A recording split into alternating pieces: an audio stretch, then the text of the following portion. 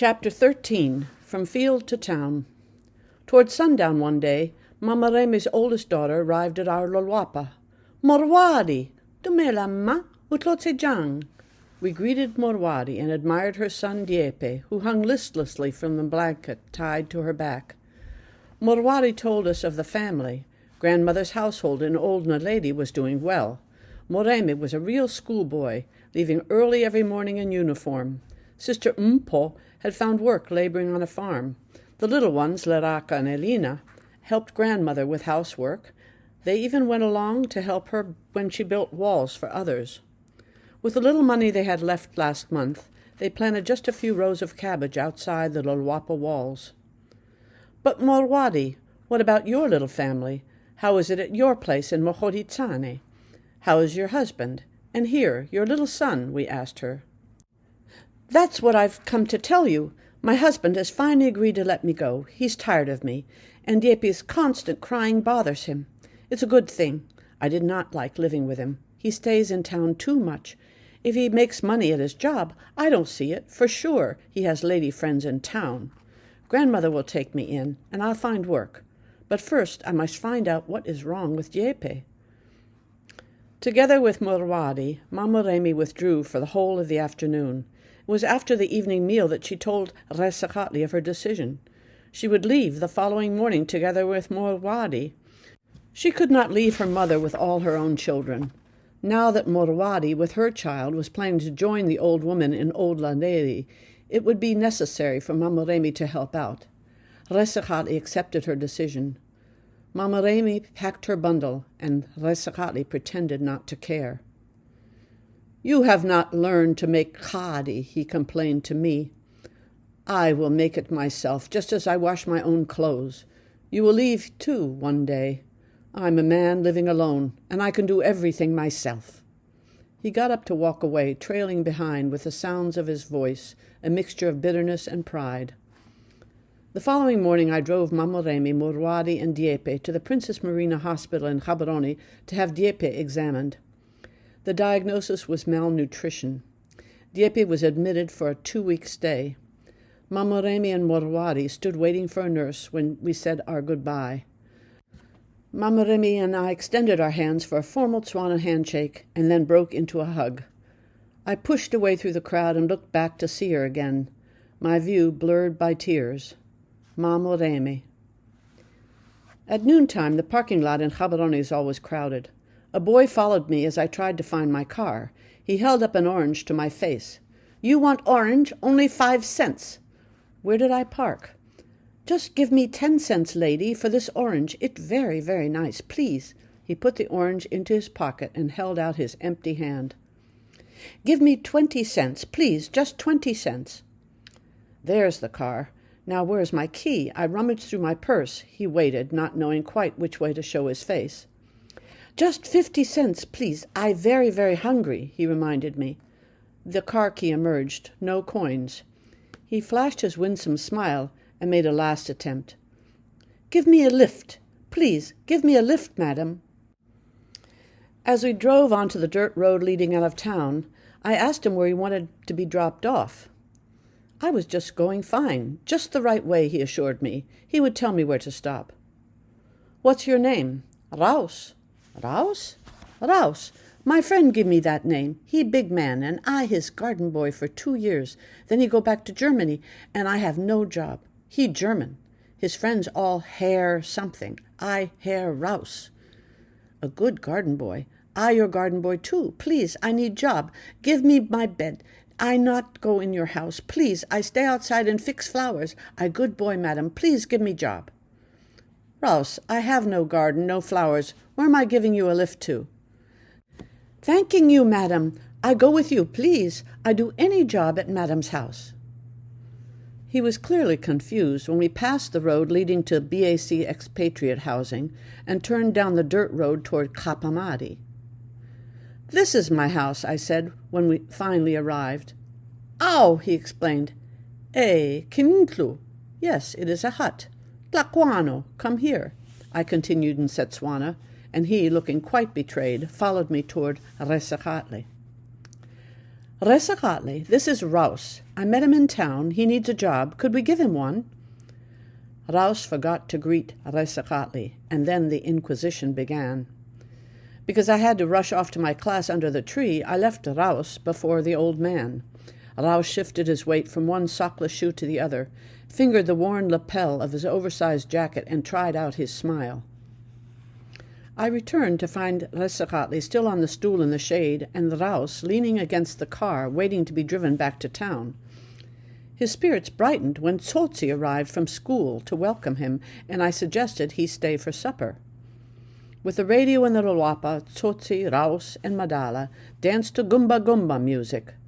Manaka returned the animals to the kraal and joined them, but momentarily Resakatli's shout rang out, "Manaka!" He rushed to his master and proceeded to the hut to get a brush. With his back to the dancers, he brushed Resakatli's shoes, and the old man told him of the trap they would set in the morning. We ate together. Because of Raus's presence, Resakatli allowed me also to pass Manaka a plate of food. Manaka said not a word to Raus, nor did he respond to the smiles Raus tossed him. It was obvious the boy visitor preferred to speak English with Tsotsi. Raus and Tsotsi chattered and laughed. Manaka looked on. He inspected Raus's dusty black leather shoes. His eyes passed over Raus's torn wool trousers, moved up to the bright red kerchief perched decoratively in the pocket of his manly jacket, and abruptly returned to his own bare feet. There they rested until a glazed look with no focus took hold. "Please, can't Raus stay?" Tsotsi pleaded. "No, Keith, I go to town," Raus responded. "I see you in town." "Why didn't you like Raus?" Tsotsi demanded. "Because he is a Tsotsi, not like you," Resakatli conceded, "but a real Tsotsi. He's a snake. Would you put a snake under your coat? Certainly not. When it gets warm, it will bite you." "Raus was such fun, and he spoke English too. Did you like him, Mom?" "Yes, very much." "Why wouldn't he stay? Was it because Resakatli didn't like him?" "Not only. He wouldn't stay here, Keith. He likes it in town." "Did you find out where he lives when you drove him home? Can we visit him sometime?" "He doesn't have a place to live right now. He's looking for one." "His family lives in Molepolole. Just like Manaka, his parents could not care for all their children and sent him away. He was brought to an uncle who could feed him for his daily labor. He didn't stay long. He hated the work and felt he got nothing for it. He ran away to town. In town, he told me, he got something for nothing.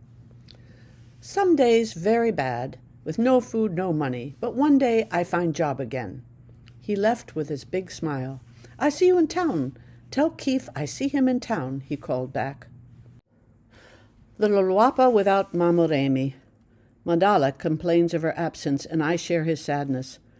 Resakatli, rather than make his own kari, first spent a few days with his woman in Mahoritsani, and now pays regular calls to Tabo's mother, who supplies him with brew. The chores Mamoremi and I had divided are now mine, but there's time enough to do them. Mamoremi is gone. I sorely miss her. It's lonely, I complained to Hoyt. "Lonely? You're never left alone. There's always someone coming by. You see Sepati and Maria often," he counters. "But only Mamoremi shared this Luluapa with me, and I miss working side by side." "I should think you'd welcome being left alone sometimes. Besides, you can just go see Purwani more often. She's close by," he tosses out just before cycling away. I sweep the Luluapa alone. It does not matter that it takes twice as long. We'd come a long way, Mamoremi and I. At first we worked quietly together. I followed her every move. As she watched my progress, she expressed pride in me. I should teach the women of America how to sweep properly, how to smear the shit, how to set the fire, how to find greens in the fields. Was I keeping notes? Was I writing about it for them to read? As time passed, my America receded from both of us, and our differences became remote. Together we lived the details of a day. One morning cloud gathered overhead as we walked the dry field, and we shared the hope for rain. We greeted Munsu's frequent arrivals with an unabashed and joyful chorus of explanation at his putrid smell. "Ow! Ow!" Nevertheless, quickly paying him our respect with a bowl of food, for we knew a beautiful goatskin mat was surely in the making. While gossiping, we set each other's fire. Ntataba was clumsy again today. Did you see her drop the melon on her toe? Her feet are a battleground. They think Sepati's daughter is once more with child. It is the same boy she dances with in the bushes. Sepati says he wants to leave the cattle post and join number 19 in the mines to earn bokhadi, but I don't believe him. He's a lazy one, and he likes the moonlight too much. It is silent as I set the fire. Family comes when the food is hot. Modise mentions to Resakatli that he will drive to Mokete tomorrow. Resakatli announces that he will come along. They talk of Mokete. I collect the plates. Is it Mamoremi's absence that makes me aware that I'm excluded from their conversation? I will come to Mokete with you, I join in. Who will keep Madala and Tsotsi, Modise inquires. You'd better stay here, he quickly concludes. They can come along, I persist. This is not a family outing, Marianne. I've got work to do and errands to run. It's just a one-day trip, and it's a long drive on bad roads, Modise protests. But he can see in my grimace a determination not worth countering. I perceive the distance between us. My husband, Modise, in his concentration towards his own anthropological fieldwork, keeps well away from my emotional needs. I tell him I miss Mamoremi, I'm lonely, and he denies it. It's up to me to work my way out of possible depression. To divert myself from the emptiness I feel, I drive with them to Mokete. Mokete, 30 kilometers from our place, is a town of about 12,000 inhabitants. Unlike Gaborone, it has no accommodations for an expatriate lifestyle. No paved roads, no flowers and fences, no elevators and hotels. It's a traditional Tswana village that has grown into a town. A broad, dusty road leads to a few shops where women buy their sacks of milli or choose their favorite cloth among the blue and brown German prints. Nearby, a smell of fat cakes. Drop coins on the counter, and in exchange, gold and greasy puffs will warm your stomach. The road narrows and branches many ways among the homesteads. One Loluapa wall leads to another, and between them chickens scurry from children's feet. Puta di Kubo Hill is not far off. Just before it is a freshly painted concrete building with the flag of Botswana. It is pale blue with a broad horizontal black stripe outlined in white. The melody of the national anthem comes to mind. Le fazzileno la runa, che mpoiamo dimo, che buswajwa borza etsu harinenka kahiso. Tsohangbana, emang basari, emang tlachafalang, rico panele jutirela, le facila runa. This country of ours is a gift of God. 2 official cars are shining in the sun by the building, while a mule tied to the porch post hangs his head. This is the administrative building of Mokete, and here is the office of the chief. His Loluapa is just over there. You can see his servant pounding grain. But the building seems empty. The windows are open. There's no sound from within. You cross the dusty square. In the shade of a thatched shelter, people are crowded together, leaning and listening. The tree stump fence, the sign of a traditional Khotla ground, encloses others sitting on the ground and in the sun. From within the shade, you hear a voice ring out. You climb up between the boulders of Puta di Kubo Hill. Surprise! There's an elaborately built concrete residence on top. It has a facade of a once ornate Boer mansion, now crumbling and abandoned. British brigade workers and American Peace Corps youths are scrubbing the interior. It is to become a museum. The crafts of Botswana will be treasured. Mokete's adopted kinsman, Isaac Shapiro, the anthropologist who recorded voluminous details of Tswana culture and history, will donate photographs, letters, and texts. Botswana's past will be remembered. Into the sunlight again, you look down the cliffs of Puta di Kubo Hill. The Madikwe riverbed winds in the valley.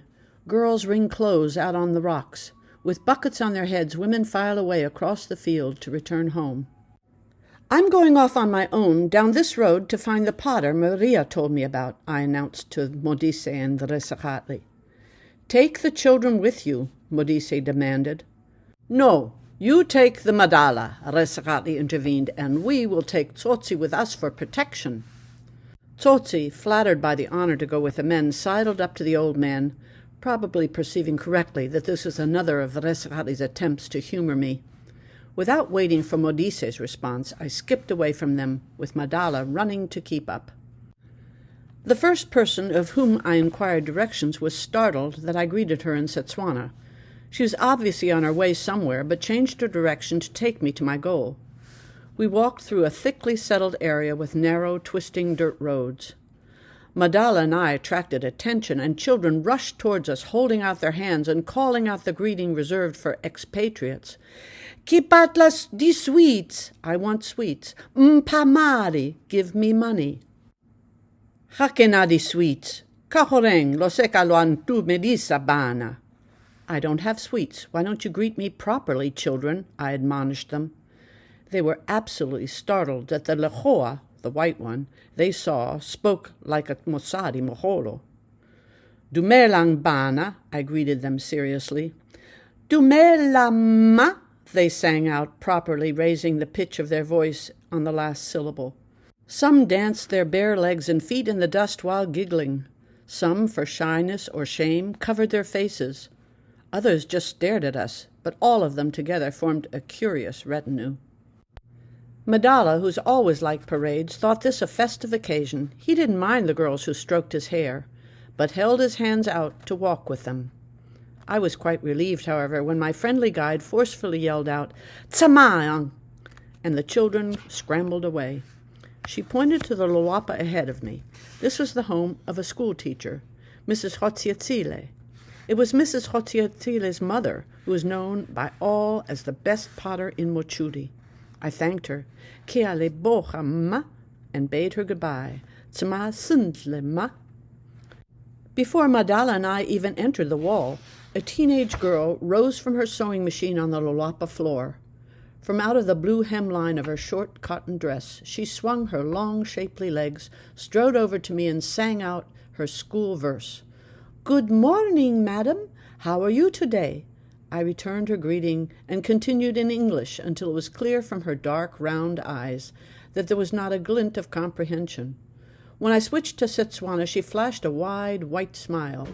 Who was I? Where did I stay? In Sebele? Why? "But stop! We must speak English. I must learn English. What is it you said? Pottery? Oh, hubopa. Then you must see my grandmother. She's sleeping." Thus I met beautiful Naledi, granddaughter of the well-known potter whose greatest ambition at the age of 15 is to be elected Miss Botswana in Gaborone. As I admired the dress she was sewing for the final decision, she rejoiced, "I've already won Miss Mochudi." "Before Mother arrives home from school, and before Grandmother awakes, we must speak English, only English, together," she continued enthusiastically. "You stay where in England?" "I'm not English. I'm from the USA." "Oh, America! You are American." Her eyes rolled. Without a doubt, I had new status. "This is the best place, America. Do you like the Supremes?" "The Supremes?" "Eh, the Supremes. They are very, very good Americans.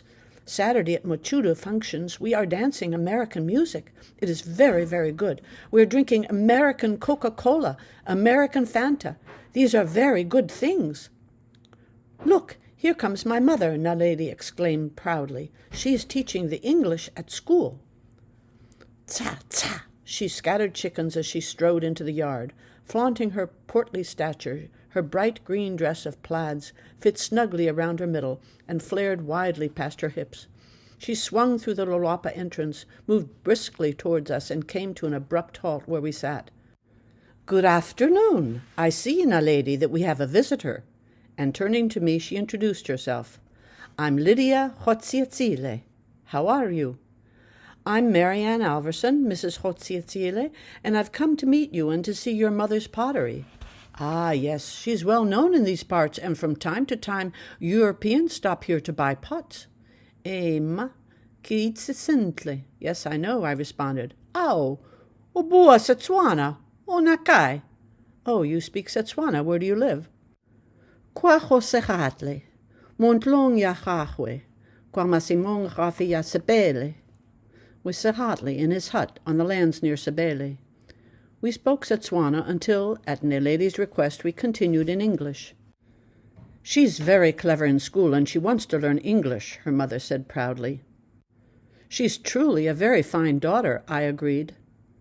"Do you have a daughter?" she asked me. "No," I replied, "2 sons." "Then take her with you to America," Naledy's mother suddenly pronounced. Naledi and her mother looked at me gravely. I was stunned. "You do not have a daughter? She will make you a good daughter. She will help you in many things," she continued. "I am sewing you dresses," Naledi added. "But Miss Hotsiatsile," I stammered, "I live very far away." No, it does not matter," she interrupted. "I love my daughter so much that it does not matter if I ever see her again. If I know she goes to America with you, she will have good chances. Think about it. It is an idea." "You must stay to eat hot porridge," she continued. "It is ready. Come, you will sit by the old woman, my mother. Speak Setswana only. She has no English." A corpulent woman sat erect near the wall. Unusual for a Tswana woman, she wore no headscarf. White-gray, tight and thick, her closely cropped hair avowed the years behind her. Her face, much like her daughter's, was dark, smooth, and plump, but her eyes, set in deep wrinkles, revealed a lifetime of squinting in the sunlight. She now held her hand up to shield them as we approached. Children gathered around for the midday meal. Madala crowded in against my knees. Naledi passed out bowls of porridge, each with a cube of goat meat, gravy, and a piece of carrot. "Ijo di monati! What good food!" Madala explained. "Ruri omosemane, what's Setswana? Truly this is a Tswana boy," the old woman delighted. "Come to see her?" Yes, the old woman was very pleased. Come to see her work? Yes, the old woman would show me her method. After the meal we would knead the clay and build pots together. Side by side, I sat with the artist, the old woman. The smooth, elastic clay was easy to work with, yet once my slab was attached to its base, I looked over to her for the next move. The clay wall was complying with her every stroke, her hands swiftly pushing and patting it to greater heights and width.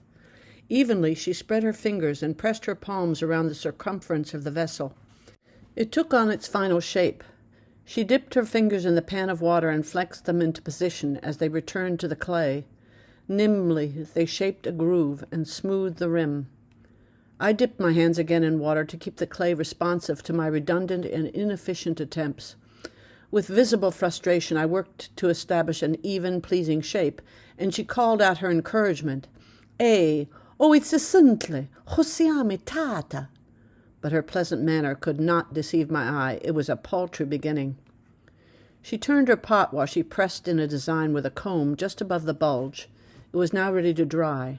She would add color in alternate shape of the design, she explained, and then set it in her hut to wait for firing. After firing, she'd polish it with a smoothing stone. We walked to the firing pit and then to her hut, where she showed me her pots, those that waited to be fired and those that were polished and ready to sell. "They don't buy pots like in the old days," she lamented. "My neighbors go to the shops to buy plastic and enamel dishes from South African factories. It is no wonder that no one comes to learn from me. No young girls and even none of my own grandchildren are willing to sit by me to learn.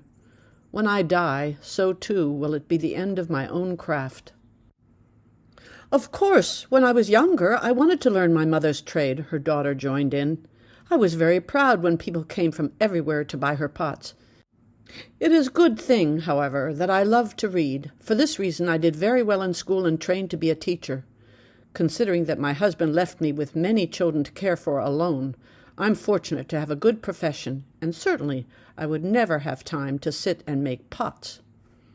I'm still proud of my mother," she quickly added. "She is an artist. Sometimes Europeans like you come to buy her things, but not often enough. It's not just because of her age that she does not work so much anymore. It's also because there are still many pots waiting to be sold. As she says, no one chooses to learn her trade. When she's gone, there'll be no one to haul clay from the river and grind rocks for color." "My fingers are still good," said the old woman.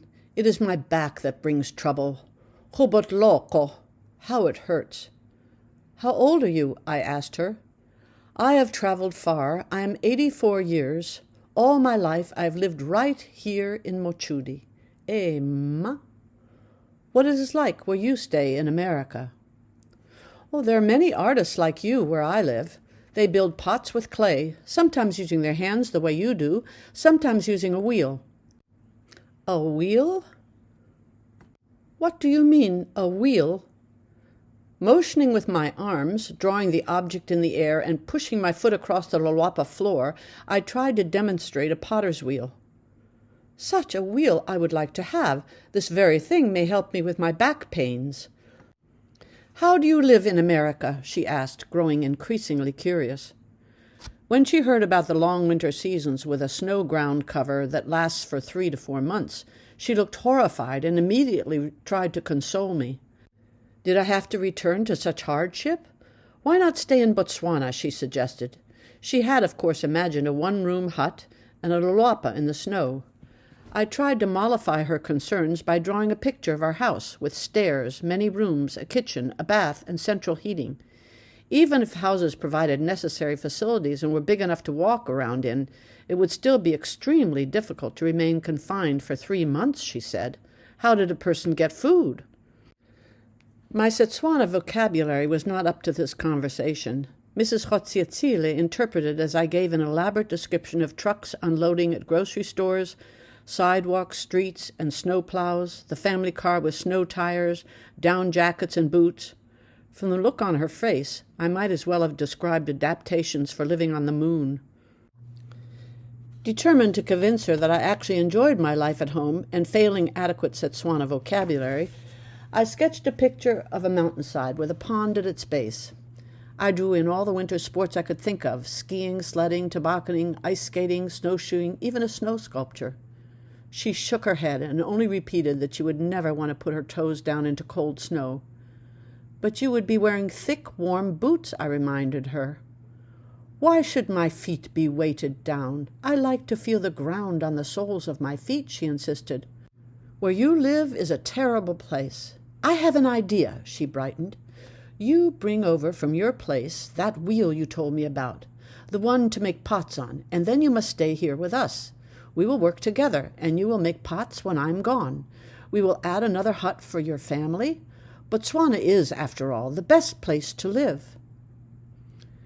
Grandmother does not understand America, Naledi concluded. It is because she stays only here in the Luluapa.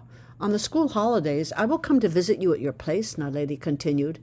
Sekhatle, I know his place. I'm coming there. I'm bringing you a blouse, and I'm sewing just for you. Husiame, ki tumesi, I thanked her. It was time to leave. Resakhatli, Modise, and Tsotsi would surely be waiting at the car. Madala dawdled along every Luluapa wall, contentedly drawing attention to us. They stared. We greeted. They greeted and stared some more. I finally picked him up and took him on my back to speed our way along the crowded roadway. We returned to a starving threesome at the car. Where were you? We've been waiting for you so we can get going again, Modise exclaimed impatiently. We'd better pick up some lunch before we leave, he added. Not for us, thank you. We've eaten, I replied. Modise sent Tsotsi off to buy fat cakes, and meanwhile I regaled Resakhatli with our experience. Sensing an estrangement between Modise and myself, Resakhatli warned, Behave yourself, Modise. Women are slippery things.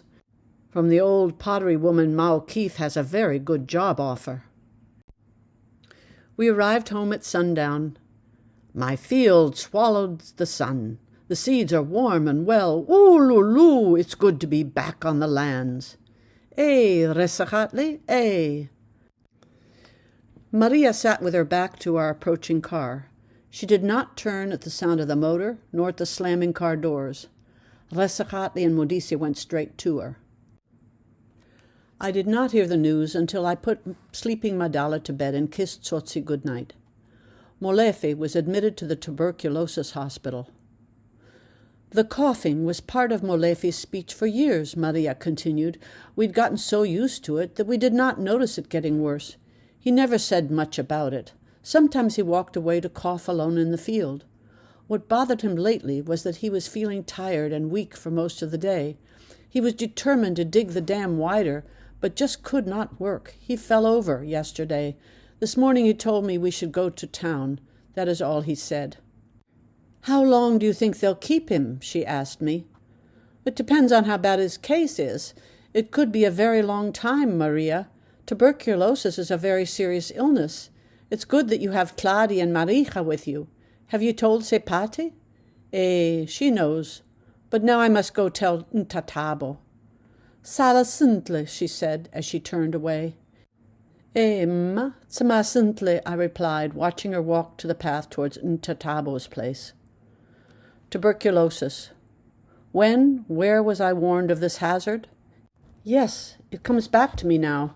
At the start of our voyage, many months ago, the ship H.S. Oranje, sailing from England toward South Africa. In the laundry room, an American voice had greeted me. "There aren't many Americans aboard. Where are you from?" "New Hampshire. And you?" "Oklahoma. We're going to start a mission school. You been to Africa before?" "Yes, once to Republic of South Africa." "That's a beautiful place. Where are you off to now?" "Botswana." "Botswana? That's really nice place. We lived there for years. Geez, come back 15 months ago. What church you with?" "None. My husband's an anthropologist." "What?" "Well, you'll like it there. Where you been assigned housing?" "We're not going to live in town. We hope to live out on the lands in a traditional hut with rural Tsetswanas." "You hope what?" "No, you wouldn't want to do that. You'd have to live in a mud hut and eat nothing but corn mush. You'd get very little water. There's lots of wind and dust in the air. You'd be surrounded by filth and tuberculosis." "Say, you're the first person I've met who's been to Botswana. I'm trying to learn Setswana from a book. Could you help me with the pronunciation?" "Setswana? I don't know any of that. You don't need that. Geez, live in town. It's hard for you to find a place if you're not with a mission or a government agency, but believe me, you'd better try. I tell you, you'd better drop your idea of living with the natives. You'd just be exposing yourself and your children to tuberculosis." We visited Molefe at the TB hospital. He came out into the yard, looking thin and small in the large regulation pajamas. He asked about the field, the dam, and the animals. We passed him the forbidden indulgence, tobacco. The nurse came by, commanded him to return inside, and told us to leave. It felt like a prison, he told us, pulling on his billowing cotton pants, and no one knew how long he would have to stay. At sundown, Tabo cycles by and calls out a greeting on his way home from work. Since Molefe has left, he's sure to stop in. Resekatli pulls up chairs, and the two of them sit together, facing the field and passing the gourd. They speak of many things. Tabo tells Sekatli of the man at work who has 2 tongues and succeeds only at milking the dry cow. Resekatli gets up to pour more kari. Tladi cycles from the BAC farm. He too knows the one with 2 tongues and tells his own story. There's laughter, an empty chair. Molefe's chair is among them. There is a silence. They follow the sun. It sinks low into the field and slips away. Just as he's the first to rise in the morning, Resekatli is the first to bed down. He finishes his evening meal, comes for his vinegar, and while we hear the rhythm of his heavy boots returning across the Lolwapa floor, he calls out, "Robalang sintle bana." "Yes, father, and may you also sleep well," we reply. The door to his hut bangs shut. There's a faint light at his window, but only for a short time. Soon darkness returns to the hut. It does not matter which darkness. He will not linger by the winter fire, nor will he try the freedom of a warm summer's night. Resekatli beds down early, the same time, the same way, regardless of the season. He is consistent, regular, predictable. He is, like the sun, a clock to us. There is, on a summer's night, another life. Hoyt and I have walked on the edge of it to look in. While the elders are asleep, so are the rules they govern. Asleep are the infants and toddlers. Youth is out to play. Either the day's work is done, or it waits until sunrise. "Who has kadi tonight?" "Marija has brewed. We will drink there." "Did you hear Letele? She told Carlos she would go to the grasses." "Ow! Shh! We know nothing. Her husband comes next month." We drink and talk and wend our way home.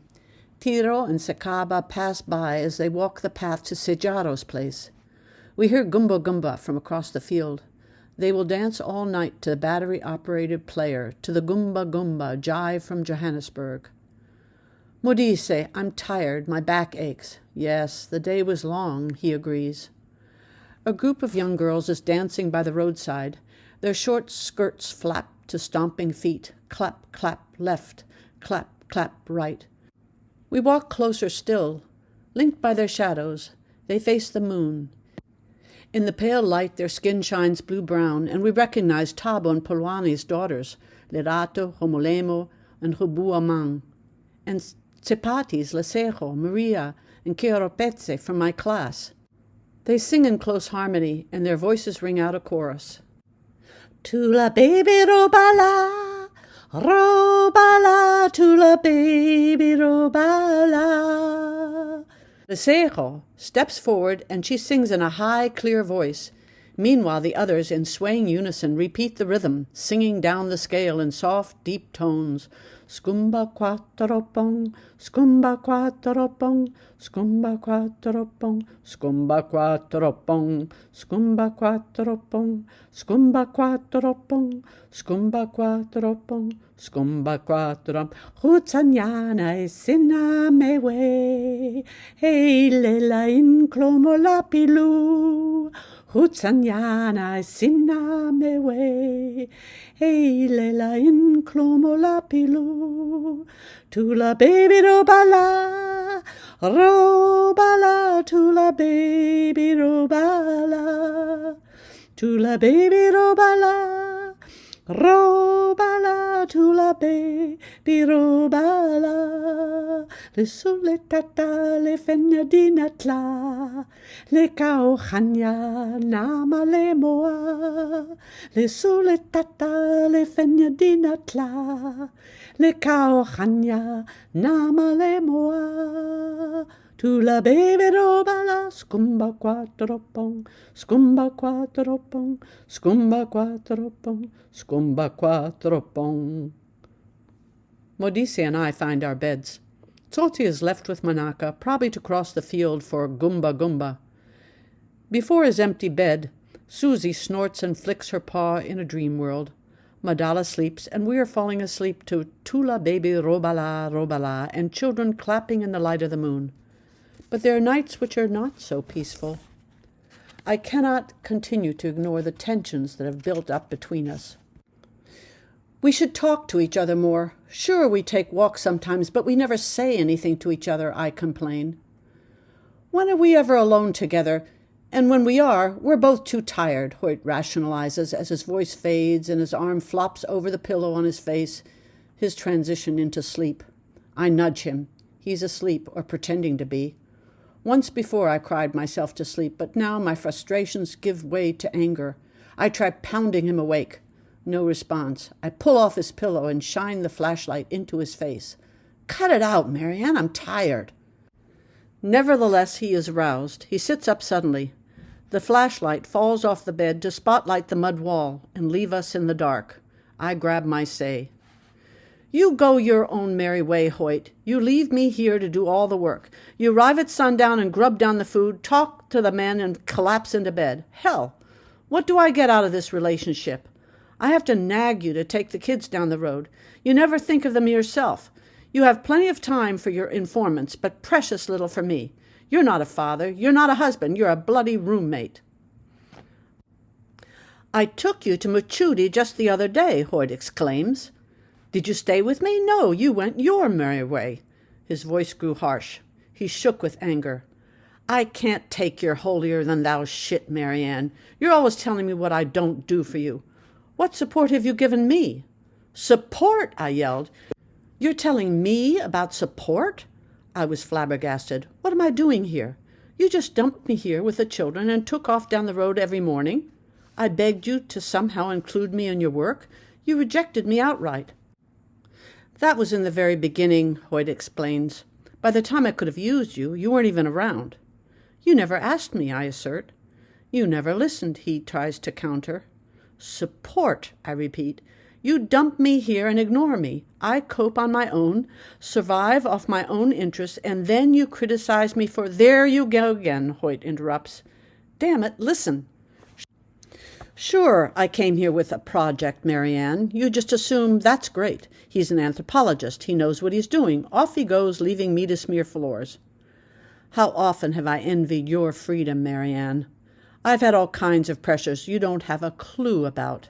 His fury burst forth. Not one clue. There was a long pause, and then his voice softened. Sure, I came here with an interest in method, but I had a lot of real problems. Fieldwork for me does not draw on natural personality traits. Unlike you, Marianne, I'm not basically gregarious by nature. Fundamentally, I don't like the bulk of fieldwork. I do not like making contacts. I do not like the small talk that I have to go through to set up interviews. Until I painfully established rapport here, until at last I found a few reflective, philosophical informants who for me were intrinsically satisfying, I was not enjoying myself. I was working, collecting data, and not knowing where I would end. You don't know, Marianne, that there was a time toward the beginning of our stay when I went absolutely berserk. I mean crazy. You don't know because, above all, I had to appear competent to you. You've always had expectations not just for my performance, but for my success. Yet there were times that I felt totally inadequate, times when I feared I lacked the ability to see this through. Truly, Hoyt, I had no idea about your feelings. Your competent appearance convinces me, and I cannot deny that I expect you to succeed because, well, you always have. And I want you to, but I want you to share difficulties with me. I have them too. We could have helped each other. Ethnographies, you know, are written as if you don't exist as an ethnographer, Hoyt went on as we snuggled closer together. Anthropologists write up things, but rarely present the basic problem. How does the anthropologist's presence in the field affect what he learns? Personal presence is a big factor in determining what knowledge you receive. Should you? Can you even try to bracket your own identity away from your attempts to understand the culture? It gets very complicated because as you react to the culture, as you speak its language, as you live within its rules. For a time, as I said, I went crazy. I lived between two worlds. I did nothing. I left this little wappa, walked out of sight, and sat under a tree. I experienced for the first time in my life the sensation that I could not communicate my feelings. I can't even tell you now what they were. Looking back, I can't understand myself. I was nowhere, I suppose, and I just withdrew. Then one day, I remembered Malinowski's diary. His wife published it after his death. It revealed his personal conflicts during fieldwork. In all honesty, I had to accept that the knowledge, the reality I sought, could not be independent from my standpoint as the observer. Anthropology could provide principles and methods for informing experience, yet the experience itself necessarily had to include who I am. I would read the culture like a book. I would translate the culture from my training and experience, and my results would be but one of an infinite set of interpretations. When I accepted this perspective, I finally came out of my box and dared commit myself to this work. How is it now? I asked. I have reams of data. It looks good, very interesting. He picked up the flashlight. I know it's been hard on you, he admitted. We're living on top of each other in this hut, yet we're in separate worlds. Haven't you noticed? We've become a Tswana couple. The men talk to men, the women talk to women. Sometimes they mix, but usually just in private, usually just in the still of the night. Modise. But Hoyt, this is not my idea of marriage. Keith, good night, he agreed. Listen to my last interview with Munsu, Hoyt said. He was beginning more and more to share his work. He turned on the tape recorder, and we listened.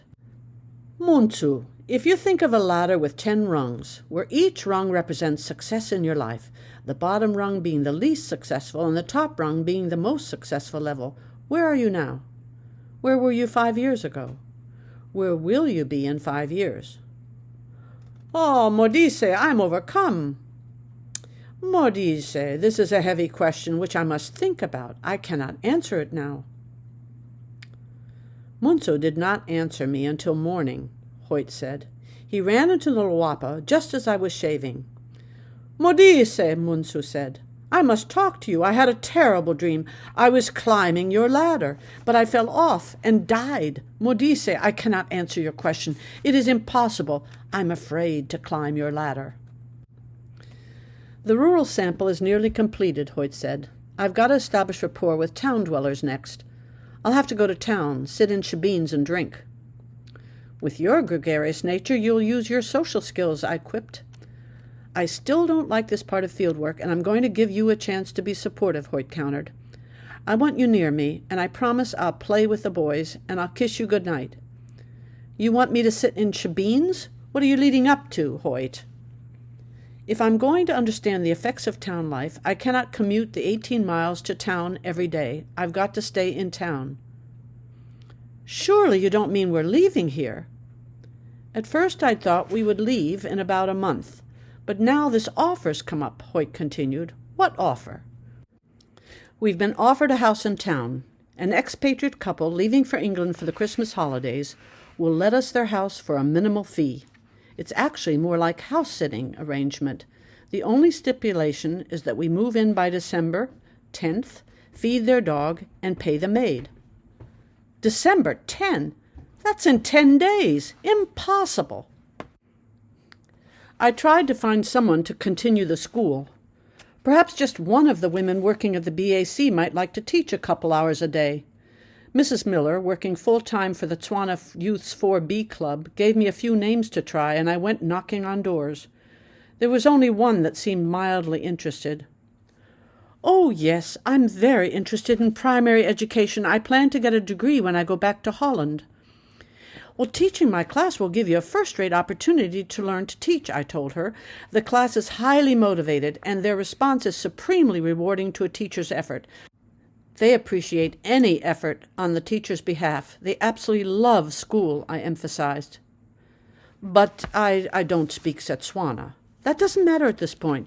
You could start with English conversations. I'll introduce you and explain to them that you have not spoken Setswana. I can get you started. Tswana reading is quite phonetic. You'd easily catch on. The children will be patient, understanding, and very grateful." No, I just can't do it. I will get my degree in Holland and teach over there." The personal approach having failed, I tried a bureaucratic one. Because my concern did not deal with an established school, the Ministry of Education referred me to the UN Youth Advisor of Botswana. Across the concrete square to another building, up the elevator, past the receptionist, and into another room. A big, grandfatherly man with a shock of gray hair rose from his desk and extended his hand to me with an Irish lilt of a greeting. He listened to my request. He very regretfully could be of no help. He was kind and had the best of intentions. Personally, he was frustrated with his own job. He'd come here from England determined to make a creative and useful contribution in his new post as youth advisor. Along with 2 Tswana co-workers, he'd worked out a program for the local development of potential for children bypassed by the school system. They'd written a lengthy report outlining specific proposals, but the report had never been circulated. It'd been sitting on someone's desk for the last 6 months. There was confusion as to who should read and authorize the report. As yet, no department had considered it germane to their interest. The UN Youth Advisor, requested by the Botswana government, had done his job. He wrote a report, he advised. Who should listen to, authorize, or implement the advice had not yet been determined, nor did it seem high priority that such decisions be reached. Thus ended the search for my replacement. Dazed and empty-headed, I walked across the field to my teaching tree. Sejaro, playing soccer, picked up the worn tennis ball, threw it high, and his voice, my school bell, announced my arrival. The boys scattered back to their books. The girls stuffed playing stones in their pockets and pulled pencils and books out from under their legs. No easy words came to mind. There were none. Trying hard to avoid the look on individual faces, I gazed at the group, like in a dream, and said something. Modise and I, and Tsotsi and Madala, must move to town because Modise has to work there. Yes, in just 6 more days. No, we probably will only come back for visits. This will be our last day of school.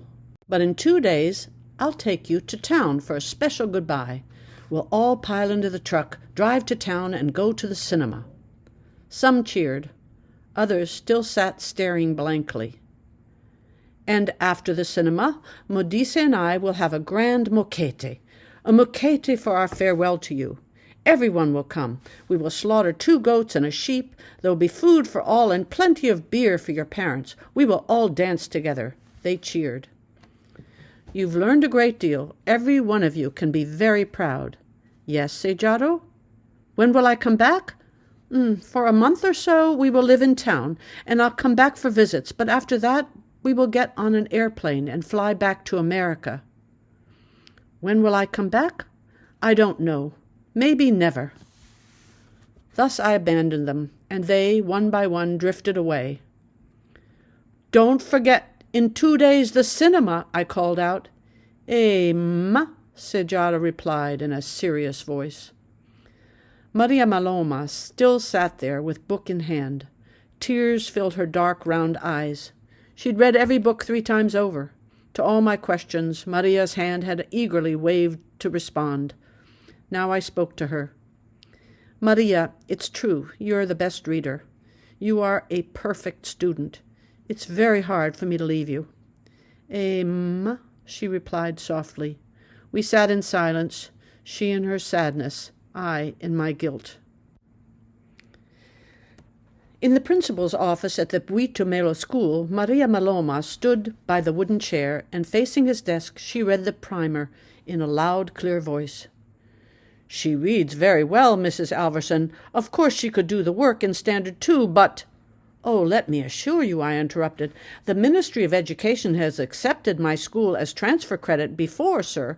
Another one of my students, by the name of Moremi, has transferred into Standard 2 at Bontleng Primary School in Gaborone. You can call the principal, Mr. Molefi. He will tell you." Maria sat down again. He dialed the phone several times. "Hallo, David. Kitsochile, wenokai. Now, David, do you have a student by the name of Moremi who transferred this year into Standard 2? "Yes." "He came with that woman. I am with that very same woman now." "Ha, ha, ha." He laughs. "I see. Yes, the very same thing is happening here right now. He laughs. "I see. Very well. Thank you. Goodbye." "Who will pay her fees, Mrs. Alverson?" "Her parents have agreed to pay, sir, and the Millers, as you know, he's manager of the BAC Farms. They would like to buy her uniform and shoes, sir. We all wish to help Maria Maloma because she's really a very special student." We filled out the form. Maria was extremely serious throughout the procedure, but when we drove home, she kept trying to cover her mouth with her hand. It embarrassed her that she could not stop smiling. "You promised to take them all to the movies?" "How are you going to fit them in the truck?" "They'll have to squeeze in," I shrugged. They squeezed into the open back of our truck, one on top of the other, bare legs, bare feet, and whatever clothes were on their backs. Sekaba's same red shirt and torn shorts, Nkabo's bare chest and patched trousers, Hubuamang's short blue dress, high at the waist, 2 sizes too small. Hoyt watched with disapproval as I threw caution to the wind, rearranging legs to shut the back panel to our mini-truck. Resakatli relented. He submitted at the last minute to Manaka's sad face. "Hosiame, Tsamaya." "All right, go." "One more in the front cab. That makes 4. Manaka, get up on Tiro's lap. Hosiame, Ariye." "Very good, let's go." "Take it slowly over the potholes," Hoyt warned me, "and for God's sakes, watch what you're doing." Rumbling through the crossroad, bumping slowly down and up each rut, we headed for the main road. "Tabo, lekai!" Tabo saw them, smiled, and waved them on. "Munsu, Munsu!" they sang out. Munsu, by the side of the road, flagged us down. "Children, man was built with legs for moving. Why do you ride your fat stomachs with feet in the air?" We laughed and left him pondering in the dust. Waving wildly, the children continued to yell their greeting to every figure in the distant field. We passed the gate and turned off toward Gaborone. Their territory behind them, the children sang and laughed in the wind. Some had been to town before, they told the others, but the cinema, no, this they had never seen. We hit the paved road, past the government buildings, and turned left into the shopping mall. Gaborone at last. The road felt smooth, the car luxurious, and the children, every last one of them, fell silent and watched. En masse, we crossed the parking lot. I approached the theater with some anxiety. What was playing? Foolishly, I'd made a commitment without checking the theater schedule. I looked up at the lettering across the front. Capitol Theater. Red River, starring John Wayne. Relief. Not bad. In fact, it would be perfect. Walking across the pavement littered with candy wrappers was not like thorns and sand to their bare feet. My purchase at the ticket window sounded impressive. 23 children and 1 adult, please. They filed past the stunned ticket man, through the glass door, and walked up the carpeted stairs to the balcony seats. Before sitting down, Sekaba stood rubbing his hand back and forth across the soft nap of his seat. Hubuamang gripped the armrests and bounced up and down. Maria and Keropeze dangled their legs, while next to them Tiro sat erect, with his long legs crossed and his hands neatly folded in his lap. I passed out candy. Sweets, sweets, jolted my memory and my guilt. The lights went out. Down 3 rows of faces, I watched their wonder and delight as the screen lit up. Enraptured throughout, it did not seem to matter that they could not follow the words. They cheered for the good and hooted down the villains. I sucked candies and missed the whole thing. Confined as if strapped into my airplane seat, I was an expatriate abandoning them. We filed out of the theater into the late afternoon sunlight. Chattering and laughing, they followed town rules as they perceived them, throw candy wrappers on the pavement and kick them along. So captivated were they by John Wayne's presence that upon returning to our truck, they tried out his swagger. Sejara was particularly good at it and gave a grandiose performance in the parking lot. Resakatli would be pleased, I comforted myself. The herd boys will be back in time to corral the animals before sundown. Mokete, our farewell. Manaka and Tiro tied a white cloth to the tip of a straight branch, our flagpole. The flag flew at the entrance of our kraal as news spread. A mokete on Saturday. A mokete all day with food and plenty of beer. Resakatli, in generous spirit, directed our preparations. Kadi would not be enough. For this event, we would have to get sorghum to make real bojalwa. Modise was to fetch Mamoremi and her family out of Gaborone. We would need their help to brew, and after all, they would not want to be left out. Mosadi Moholo, he commanded me. How do you think we can cook the mealies and the meat? Well, as usual. Mosadi Moholo, what do you think? We will slaughter 3 animals. We will feed over 100 people. My pots aren't big enough, and your little pile of wood won't cook a pig's tail. Go to your sisters, Ntatabo, Maria, and Sepati. Tell them you need their biggest pots, and collect all your school children to help fetch wood. Your pile must be as high as the roof of the kitchen shelter. Across the fields we dragged tree trunks, 2 by 2. We cleared the underbrush from the Moshu forest and scattered into the fields beyond to gather up the dead wood. The girls moved down the path, one behind the other, each with a bundle of sticks perched on her head.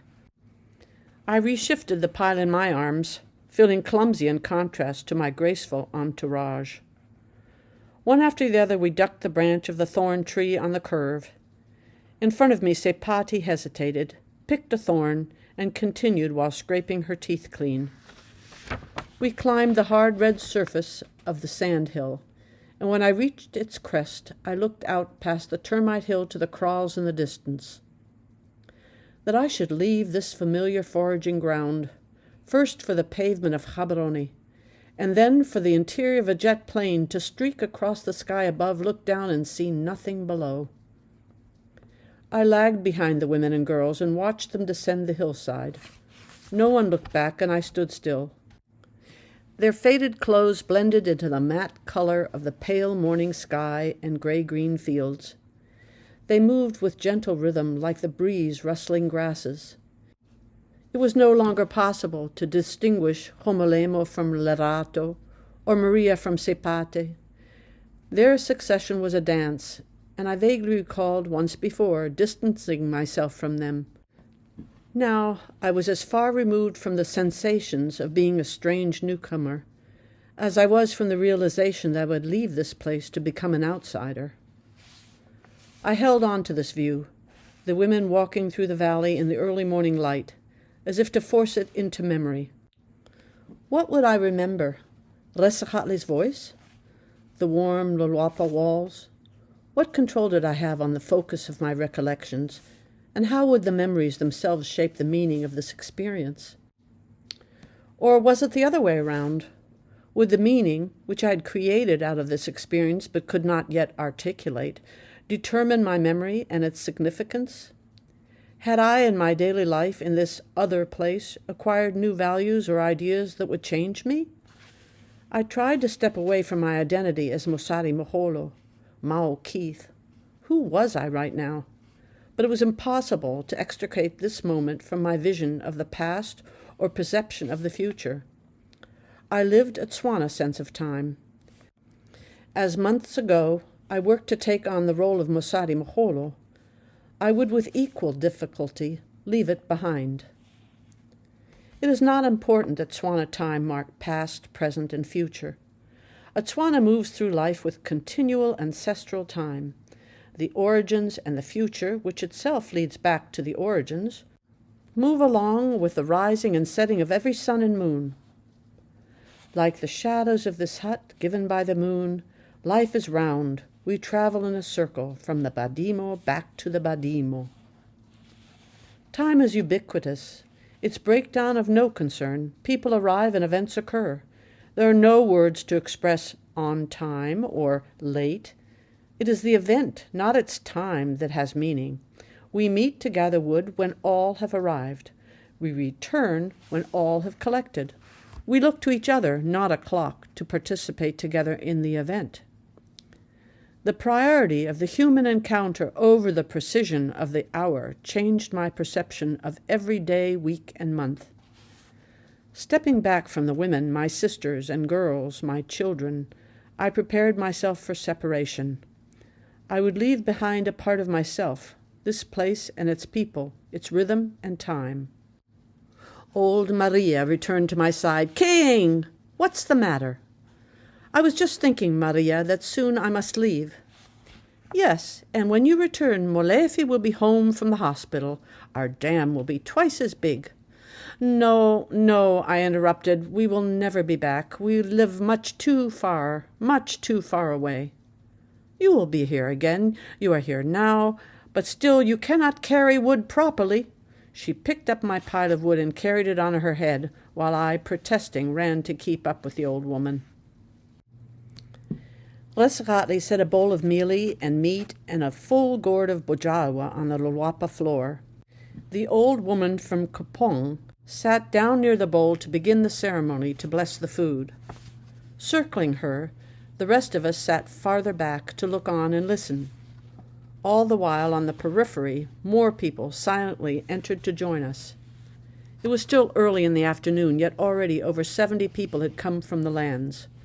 Men and women that Modise had met in town arrived wearing their finest attire, women with scarves, hats, or beads, men with polished shoes. Now Lady caught a ride from Moshudi and brought her battery-operated record player. Mama Remy, who had come several days in advance to brew beer, wore all her clothes for the occasion, 2 dresses, one on top of the other, and her red sweater. A group of women gathered behind the old woman from Kopong. They sang a hymn in Setswana, one they had probably learned in church. She closed her benediction with words to Modimo, thanking him for food and rain. She praised Botswana. She praised America. She praised Resacatli and Modise. She praised the bowl of food. "Pula!" everyone shouted. The solemn air was broken, and people turned to greet each other. Resacatli grabbed my arm. It was my job to pour bojawa. A line was already forming by the kitchen area. Mama Remy and I dipped and poured, greeting each person. "Humonati, kitumetsitata, ma? was the response. When finally we left the shaded area to join the party, the children were lined up for their share of meat, and the adults were eating and drinking. Sebati dipped her hand into the soft mound of mealie, while next to her Naledi balanced a portion on her fork. At a quick glance it was easy to spot the rural folk, not just by their bare feet and dress, but by their manner of eating. As Tsotsi, carrying his plate of food, passed his father, Modise swooped his fingers into Tsotsi's food. "Just a taste," he pleaded, as Tsotsi ran off to join the boys. Between the 3 barrels of Bajawa and Kadi, there flowed at least 100 gallons of beer. I'd insisted it would be too much, but when all had arrived, Hoyt estimated that we had close to 200 guests. By the time the sun was hot, no one was in a condition to be bothered by it. They set down their gourds, grabbed hands, and danced. Opela Libina Ntataba pulled me out into her dancing group. We linked hands once again. A chorus of rhythm swept us into a whirl of dust. Our feet stomped and hands clapped, and with my sisters I heard myself ululating a shrill trill.